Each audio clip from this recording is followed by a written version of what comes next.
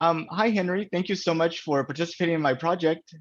Could you say a little bit about yourself? Well, I live in Edmonton, Alberta. I'm 65 years old and I'm still working my ass off. That's awesome. What are some of your interests and hobbies? I like Twitter, really enjoy it. A lot of interesting things, a lot of weird stuff on there. And I love music. I'm a big music fan, been all my life. That that is pretty neat. Is there any particular genre that you like? It's no, I like almost everything except most country music I don't like. I was gonna ask you if you liked folk music, but I think that probably falls into kind of like a sci-fi country. So I think that's probably a no. No, not into folk. Um, did you know that NASA is planning to send people to the moon in 2024? Not until I got your little request to have a chat with you. Now, you're big on Twitter, and NASA has been really promoting their missions and everything on Twitter. Um, uh, like, I think it's pretty much like a bubble. If you're interested in space, it's like all over your Twitter feed, but if you're not, it's completely invisible. Well, whenever I see an ad on my Twitter feed, I block it. My block list is very long. I could imagine if anybody that's been on Twitter for any length of time, pretty much that happens. Um, If you were NASA and you wanted to get the word out that we're sending people to the moon in 2024, what do you think they should be doing? Hmm.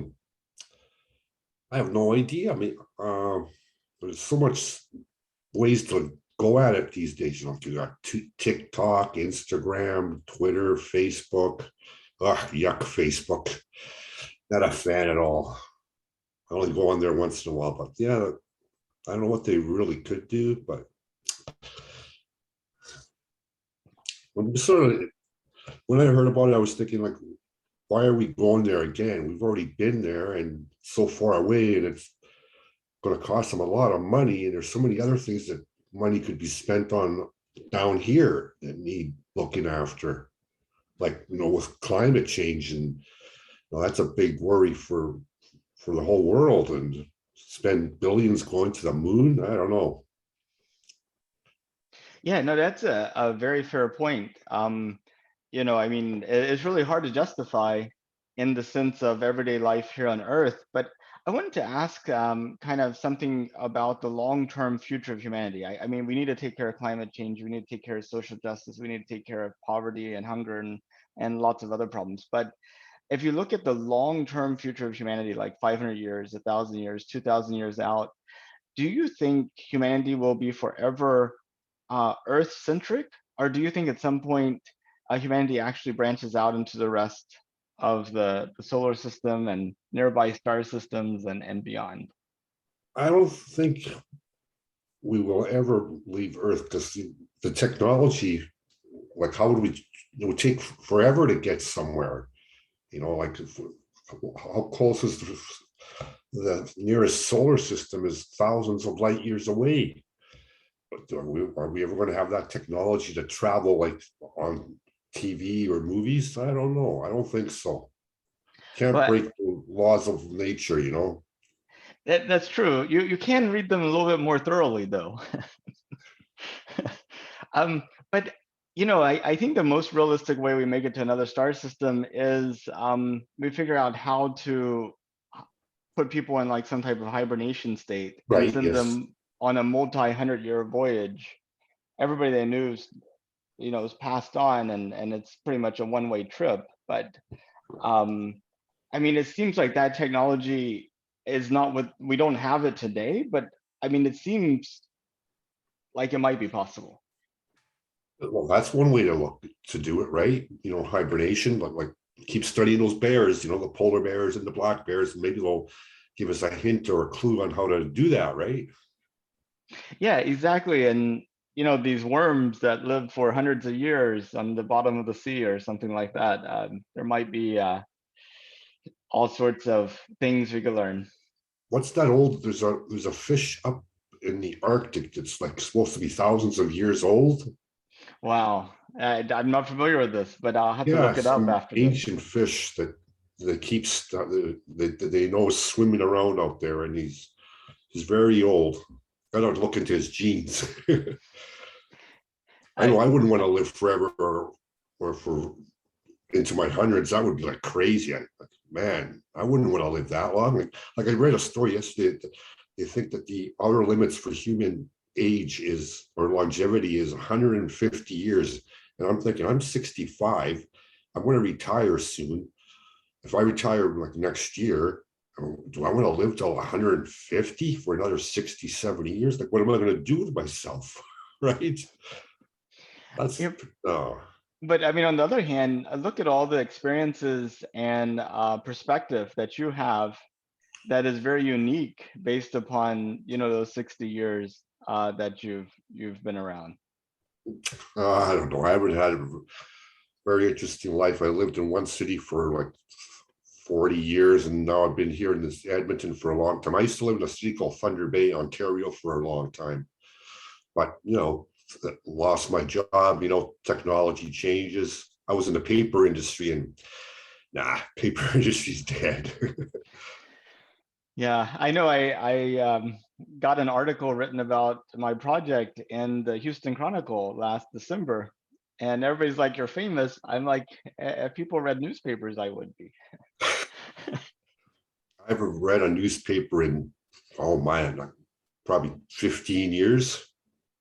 It's about probably the last time I bought a paper. I get all my news online, my Twitter feed.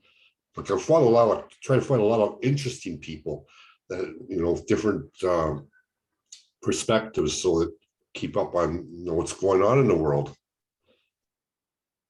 Yeah, indeed. Like The Economist, Financial Times, Science, Nature. I mean, lots of great material out there. True.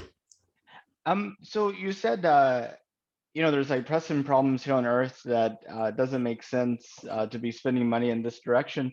I was wondering, let's say you took the billions of dollars that it will take to send people to the moon. How would you spend that money differently? How would I spend it differently? Oh my God, you put me on the spot there. Uh, I'm not really sure. So many things that we could spend money on. Like one thing, like living in Edmonton, I see a lot of people, not to do with climate, but with something else. I see a lot of people living on the streets, especially where my wife works, and I see them every day. And just heartbreaking in this day and age that people are still in that situation. When there's so many people that have lots of money that could do something, they don't have to spend a lot of their money. You got billionaires. What do they do with their money? Nothing. And take just a little bit of money to help these people. Like I hear about projects like building tiny homes for people. Not huge, just a little tiny home that they call their own, gives them a little bit of hope, and then they can hopefully get a better situation. Stuff like that, I guess. And climate, I don't know what we're going to do. It seems like it's almost too late now. You keep seeing the charts about how the temperature keeps rising and rising, and it's almost like at my age, am I ever going to see any change? I don't know. Is it ever going to start coming down? So the next generation is going to really worry about it. What's their life going to be like? Are they even, especially like looking at the temperatures in the West Coast right now, 100, 120, 100 degrees. That's like crazy. I can remember going to Phoenix a couple of years ago, and that was my first time there, and it was like 115 degrees. And I go, wow, that's That's good thing. hot. Good thing it was a dry heat.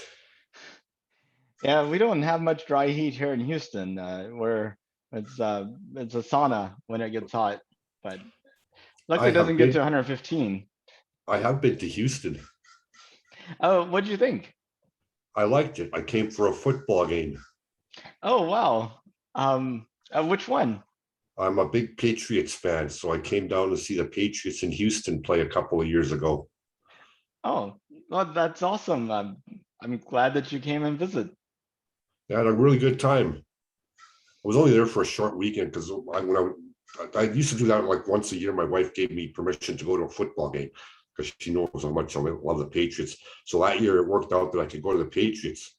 So I worked my Thursday night shift, flew out Friday morning, got there Friday, walked around where I was, then Saturday also, and then Sunday I watched the game, and then I came back to Edmonton on Monday and back to work right away. You live a busy life. Well, I did at that time, but because of COVID, I haven't been anywhere for a long time, and I Yeah, don't plan on going. Pardon me? we just took our first trip last week. We went to Ithaca, New York. So that was kind of a neat experience. Well, when I lived in Thunder Bay, I used to take a vacation once a year to go somewhere. And I went down to the US quite often. One of my best trips was going to New Orleans all by myself. I drove down there. From Edmonton? No, from Thunder Bay. Oh, Thunder Bay. Okay. I planned out this trip like a 2-week trip. So I drove from Thunder Bay to Minneapolis and then to Kansas City, then to Memphis, and then to New Orleans. And then the rest of the trip, I could just do whatever I wanted. So I went to Athens, Georgia. A lot of great rock bands came from there. So I went and checked that out. Then I went to Detroit. Then I went to Toronto. And then I drove back to Thunder Bay. That must have taken hours and hours and hours of driving. That was like almost a 3-week trip. It was great. I mean, I feel like with self-driving cars, we're, probably just a few years away from people being able to, go to sleep in their car one day and then wake up in a completely different city the next.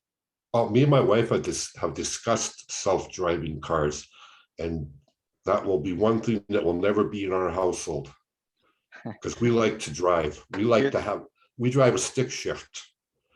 Do you know what a stick shift is? A lot of people don't even know what that is. I do. And even in Texas, Houston, where it's all flat, there's a few overpasses where, I remember distinctly the traffic coming to a stop, and how to make sure you hit the clutch and the power just so that you don't roll back in the car behind you.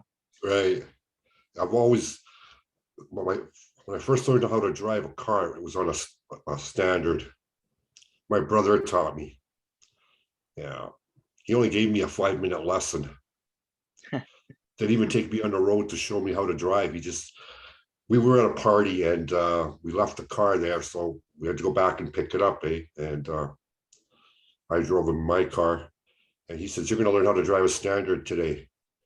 I said, "No, I don't really want to." He says, "Yes, you are. Get in the car." So he shows me, there's the clutch down there on the floor. You push the clutch in, you go like this, you drive, you go through all these gears, first, second, third, fourth. I'll see you at home. That was the extent of him showing me how to do it. And he left me there. Well, I said, I would take it as a compliment. Your brother knows you're a fast learner.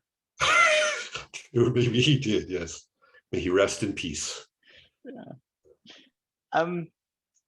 Let's see. Did you see the first moon landing? Yes, I did. What was that like, and what were your thoughts at the time? It was exciting, and it was amazing that we made it all that way without killing those guys. They didn't die. Like, wow, all that. It was quite an experience seeing that on TV. How many years ago was that now? It was over 50. It was 1969 was the first time, and 1972 was the last time. So I was around 15 years old then. Yeah, wow, it's a long time ago. It is. I think only like 4 of the original 12 moonwalkers are still alive. Yeah, they're getting up there in age. Yeah, going back to the moon, what did they really learn? They learned they could make it there, but did there any technology come? I guess a lot of technology came out of it, I'm sure, right? Well, the first time we went to the moon, computers were still, these huge room-filled machines that did nothing but calculations, and we our knowledge of cryogenics and material science, and how to create these big complex systems were all being developed. And so, I think one of the things that we got out going to the moon the first time was, tens of thousands of trained engineers who then went out. I mean, like, the cost of hiring an engineer after they shut down the Apollo program was really cheap. So all those guys that didn't have jobs went out and created businesses. Yeah, that's okay. That's right. Yeah. Like I can remember when I first got my first computer, it was a brick. It was slow. It was horrible. What was the speeds? 5 megabytes per second. Oh my God. Remember those? Well, I remember those days. They were pretty bad. And now I've got a great computer. It's fast. I'm talking to you on the net. I could hear you clearly. No jitter, no nothing. Yeah. Things And have for come a long free. way. And it's free. I mean, you remember long distance telephones. I mean, just to call the next city was a per minute charge. Yeah, yeah. And we used to call places, not people.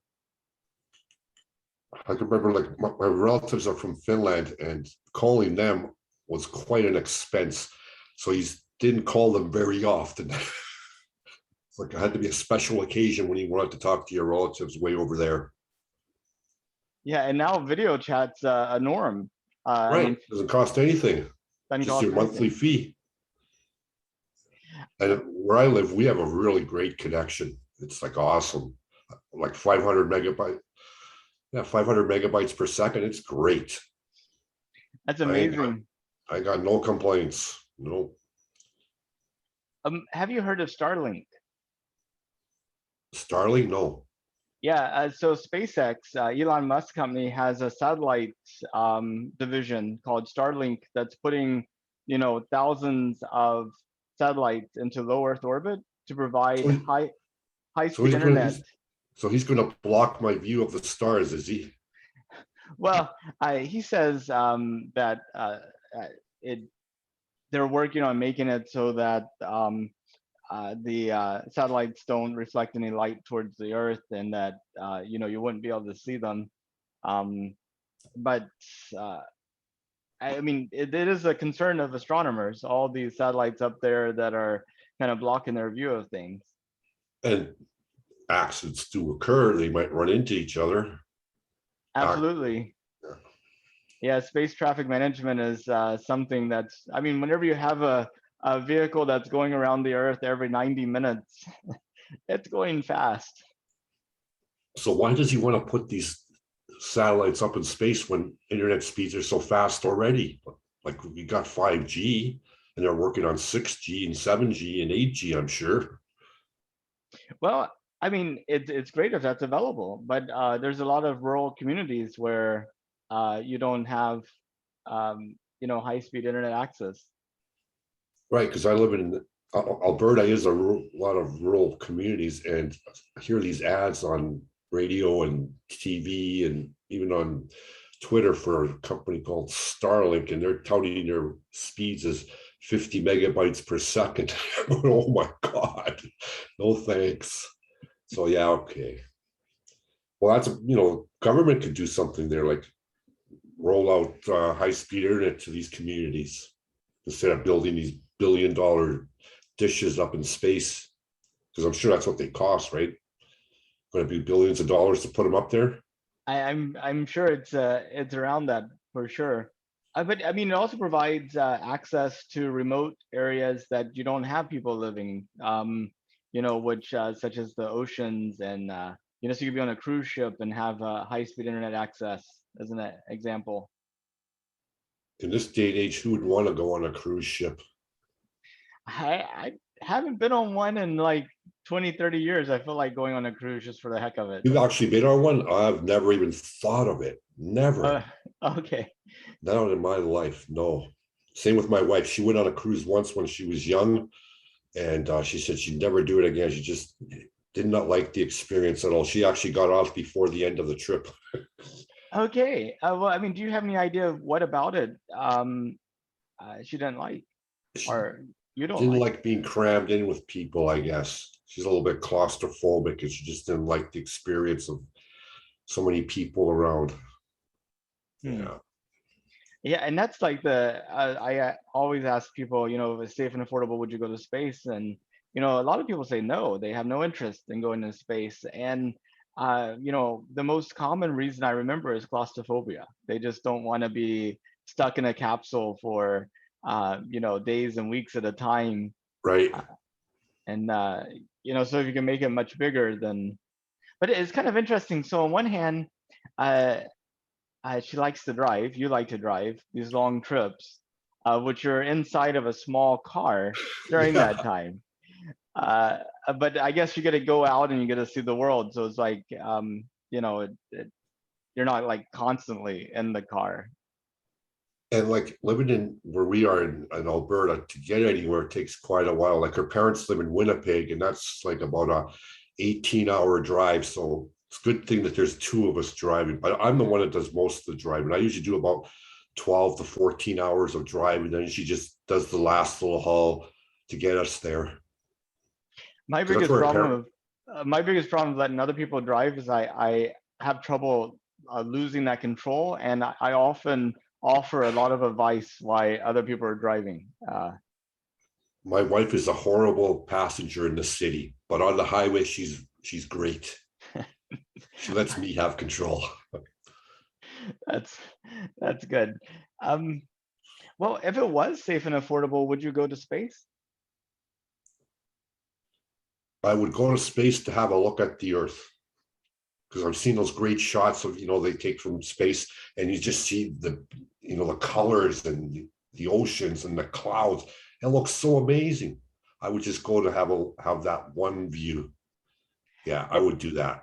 And how far would you go? Just to Earth orbit, or if you had the chance to go to the moon, would you go that far so you could see the Earth as a little bitty marble in the sky? Uh I think I would go to the moon as long as they let me off so I could have a little spacewalk on the moon. Absolutely. I collect a few moon rocks, maybe build a moon castle. I don't. For your Um, golf club. a golf club, yes. I mean, can you imagine what that would be like? They would have to redesign it somehow because those balls would go for a long, long distance. Once you hit it, it would go forever until it hits something. Uh, it's definitely a possibility. It might actually go and hit you in the back of the head if you're not careful. Yeah. Hey, I read something interesting. The moon has a tail. I had never heard that before. Oh, tell me more. I'm, I just happened to glance at it. It was something that when the moon rotates around the Earth, it creates some sort of tail when it's traveling around the Earth that you can actually uh, register on, I don't know, their instruments. There was a picture of it, and I went up to something else after that. Like it was on my Twitter feed. I just like browsed through it really quick. But I remember reading that was pretty interesting idea that, or something like that, to actually be real, a tail on the moon. That's I'm gonna have to look interesting. into that after I finish talking to you, find Yeah, out if me it's real too. or not. Because there's so much fake stuff now. Yeah, that's so difficult, especially around like health information and you know anything. It's just so difficult to know what's really been researched, what people are just parroting that they kind of heard, and what people are kind of like using to scam. It's like so difficult to figure out Well, what's most of those valid. scams and the misinformation comes from the right, and I am not right at all. I've always been a left winger, proud to be a left winger. I'll never be anything but a left winger, and I follow the scientists because they're smarter than me. Yeah, But I then you mean, see all these. Pardon me. oh, I mean, Sorry. yeah, definitely. When people have kind of researched and looked at the problem, and they're like testing their assumptions, and they're doing experiments to validate their understanding, and they're sharing their results to other people and getting feedback and working to come to a critical understanding of what's really going on. I mean, that's like an important process, and scientists are supposed to do that, and a lot of them do. But you also see this other bit of science where it's all about publishing articles, and there's not so much emphasis on the actual underlying research and discovery. It's more about churning out articles. And I think even within inside the science community, you still have to take a critical lens at, is this person really investigating that problem and really thinking about it critically, or are they just trying to get their quota of papers? Like I read a story last week. They were talking about COVID rates in the US, and with this new Delta variant being so dangerous, and all the people dying from it are unvaccinated. So if after somebody that's unvaccinated reads that, why the hell are they not getting the vaccine as soon as possible? Like, how crazy can you be? How brainwashed that you would not follow that advice? I got my vaccine as soon as I could. I've had both my doses, so has my wife. Our roommate's getting her vaccine today. We're going to be fully vaccinated. And I'm still worried because I keep reading about this Delta variant being so fucking dangerous. It's like you can walk by a person and you can infect them. And like they're thinking of relaxing the mask mandate up here in Alberta, like the provincial government is. They're going to, you don't have to wear a mask. But the Edmonton City Council is thinking of still making, asking you to wear a mask. I don't give a shit if you tell me to wear a mask. I'm still going to be wearing my mask when I'm out and about, because where I work, I've worn my mask every day for 12 hours when I work. I've never had a problem with it. I wear it because I don't want to die. Or hurt other people. That's right. Yeah. I'm not really protecting myself. I'm protecting other people. And I mean, that's the thing that really puzzles me about the mask, is if the mask doesn't hurt you and potentially does good, why are we so opposed to it? I mean, why not just go ahead and put on the mask? It's because all these people follow what Trump told them, that, oh, you don't have to do this, and it's a big hoax and it's not real. It's no worse than the flu. And all that bullshit started from him. And now all his followers, those Trumpers, those idiots, those dumbasses, they don't want to give in, because then their great leader's been proven false if they start wearing a mask. Like when he got elected, it was like, oh my God, I can't believe that. He's a clown. Like, how can they vote him in? It was a sad day for me, even though I live here in Canada. Whatever happens down there affects us, right? We do a lot of trading with you guys, so we got to worry about what happens down there. Yeah, and depending upon how the election goes, you might get a lot of immigration from the state. So that's always a concern. We need people. We have lots of empty spaces up here. Especially with people getting older and retiring. You've always got to have immigration to bring in new people to replace the people that die and retire. Otherwise, how are you going to pay for their pensions, right? You keep reading about that, and like in Japan, especially, their populations forecast to decrease in the next few decades. How many people live in Japan right now? About I have no idea. It's probably supposed to decrease by something like about 10 or 20%. Less people they're going to have in the next 10 years. Well, who's going to be paying for all those people that are, needing their pensions and their health care? So according to Google, 126 million people live in Japan. So if it decreases by 10%, that's 12 million less people, supporting the people that are retired. So you got to have immigration. I'm all for it.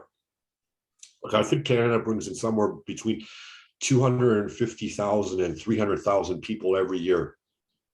God bless them. Bring them in here. Because who knows what they're going to create. What great industry, business, some of the great companies in the US were started by immigrants. Apple, Steve Jobs is from somewhere in the Middle East, I think, Iran or Iraq, I think. I hadn't heard that. I'll have to look into that. He wasn't born in the US, no. Do you care where the immigrants come from? No, I don't.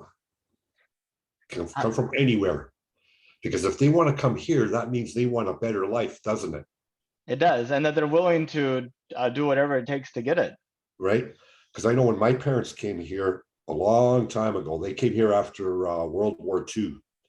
And the reason they immigrated was there was nothing in Finland because they fought a war with, against Russia.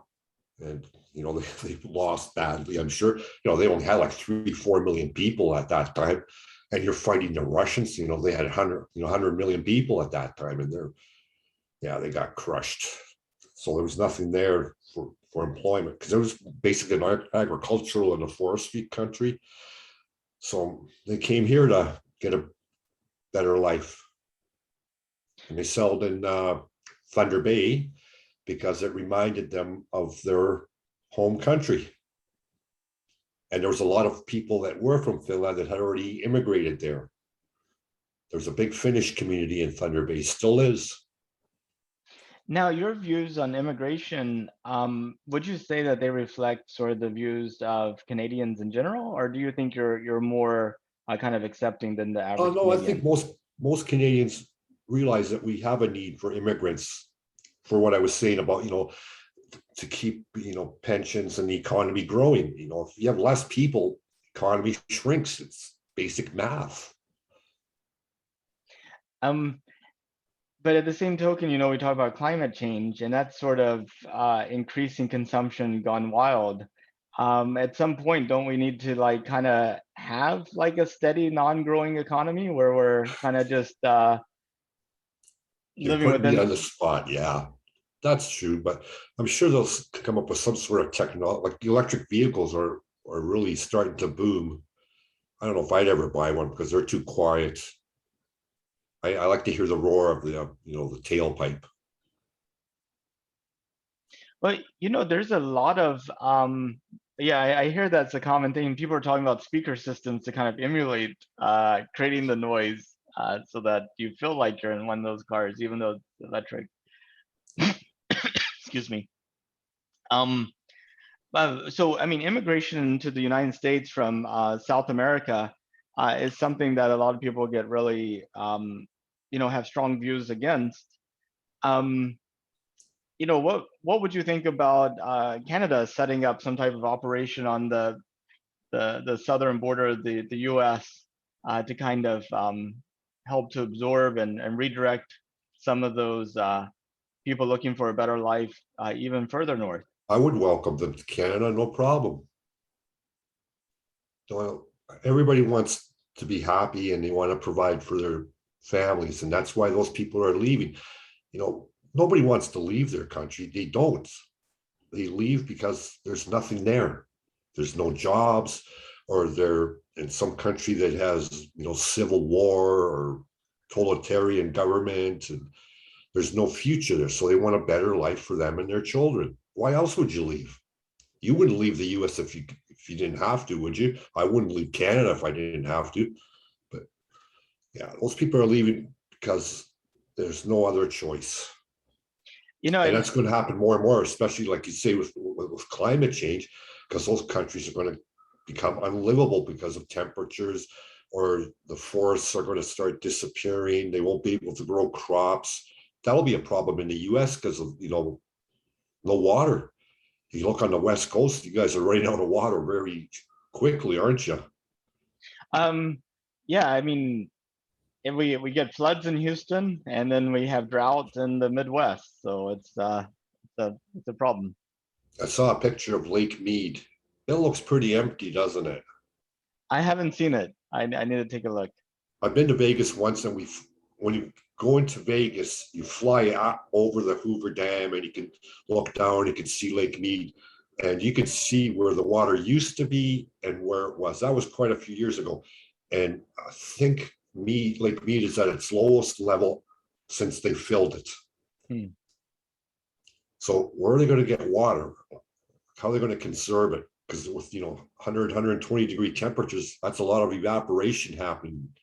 There's no way to save the water. It's going to evaporate. And like, how many people live out in the West? Quite a 100 million. Like, what's California's population? 30 million. somewhere around there. Yeah, You're the probably. man. Let me look. Uh, California. So California's population 39.5 million. Wow, more than Canada. Oh, really? Yes, I think we're at about 37 million people. Yes, you're right. 37 million. And most Canadians live along a narrow band at the border. That's interesting. If you ever look at a map of Canada, look where all the cities are. They're just Edmonton's one of the furthest north cities because we're oil city, built on oil, tar sands. But that's all dying now. hmm, Not that I'm worried about it. I work in a different industry. I don't have to worry about that. that's good. Yeah, no, it is a problem whenever you kind of build a life around a job that's dependent upon an industry that changes and that goes away. I work in the dairy industry in the But plant that makes milk. it's this must be your non-weekend, your non-working shirt. Oh, I've worn this T-shirt to work, and I have no problems. My boss has actually laughed at it. I got this shirt in Vegas. My wife bought it for me. That's great. No, that works out wonderful. I've I enjoyed my life, my time there where I work. It's a really good job. A lot of nice people there. All the bosses are pretty cool. But I'm getting to the end of the road there. I only got probably about another year or so left before I finally hang it up. But like, I could have retired this year, but I still feel good. I turned 65 and I thought, I'm not ready to retire yet. I go to work every day. I'm still happy. I'm chilling. I'm feeling good. Like I'm not old and creaky. My bones don't ache. Like I've looked after myself most of my life and I feel pretty good. So I thought, well, I'll just go to work every day. And when I reach that moment in my brain where it says, I don't want to be here anymore, that's the day I go to one of my bosses and say, I'm giving you my 2 weeks and it's time to call her quits. And I haven't got there yet. that makes sense. Yeah. I thought I would be retired at 65, but when I got there, I thought, I'm not ready yet. No, I'm not. I still I like going to work every day. Yeah, it helps to kind of give you some structure and then relationships and lots of other things. I've got a really good job because out of a 2 week period, I only work 7 days. So That's I work great. 1 week, I got 1 week off. It's a really nice schedule. I like it. Get to spend lots of time with my wife, which is cool. The That thing that's kind of not so cool is the way our schedules work. She works from noon till about 7 o'clock. I work from 6 at night till 6 in the morning. Oh my goodness.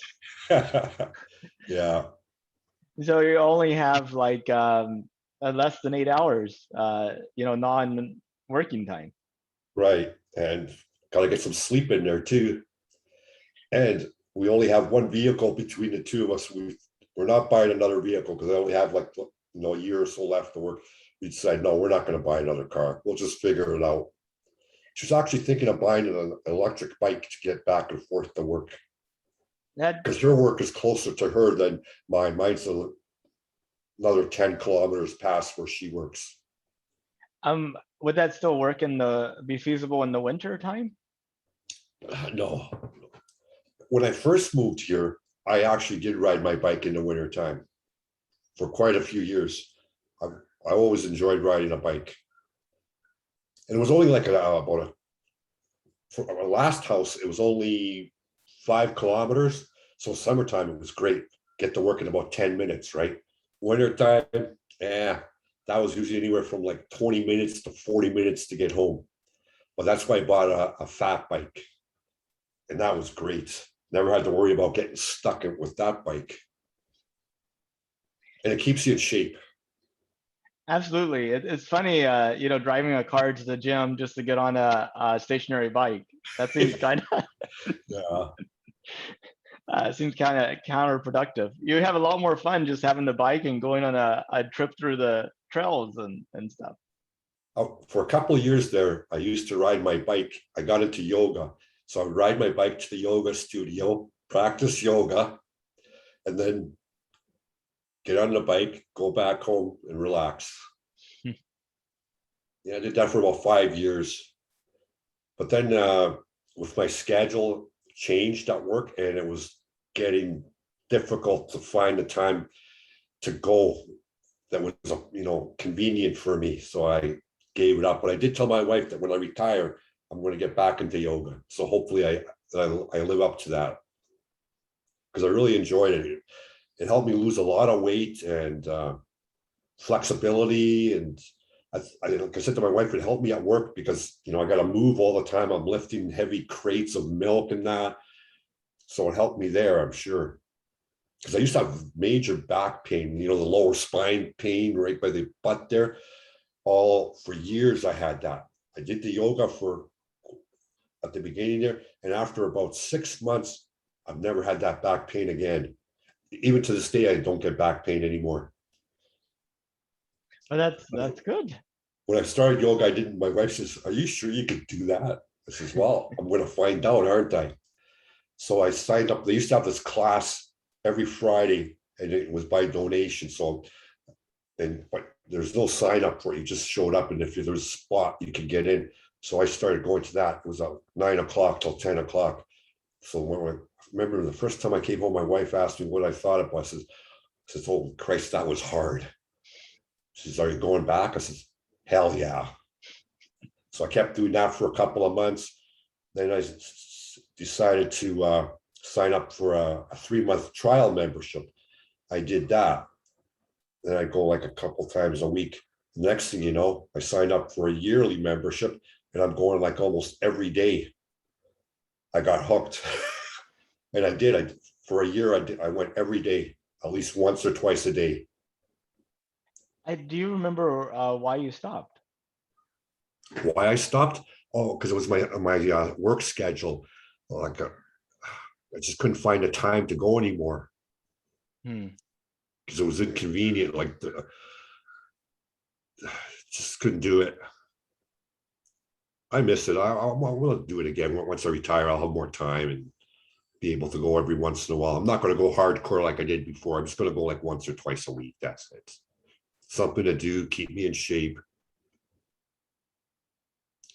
Because if I'm not working, I'm going to be putting on the pounds. And I don't want to do that. I've worked hard to lose a lot of weight. It's hard. It is hard to lose weight. Well, when I moved here, I was 260 pounds. And now I'm only 180. This is the lowest weight I've probably been in about 30 years. Hmm. And I want to keep it that way because any excess weight is bad for you, especially belly fat. And that's what I'm working on getting rid of right now.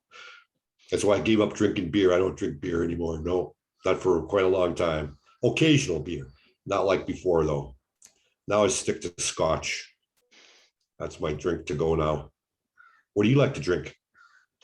I mean, pretty much beer, I guess, would be Yeah, the only thing. But I'm more of just a social drinker, trying to, yeah, keep people company as opposed to really enjoying the activity myself. nah.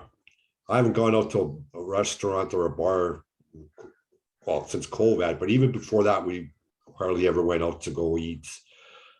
I usually just have a nightcap before I go to work, go to bed, and that's it. Don't drink on my days that I work. No, just on my days off, have a drink or two, and then go to bed. It's pretty awesome.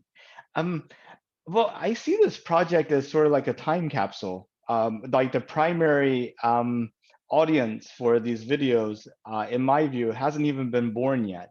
Right? Yes. So I'm kind of envisioning, uh, here in the US, is fairly common to have high schoolers who have to go out and write a research paper about the times of Christopher Columbus and what was Europe like around that time. And the amount of source materials they have is not that much.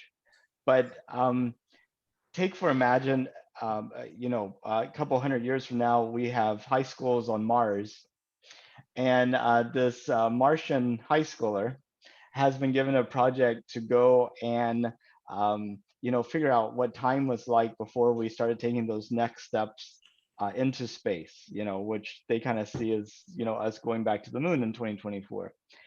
And she comes across this video as a source material. Is there something you can say that would help her get an A on her report?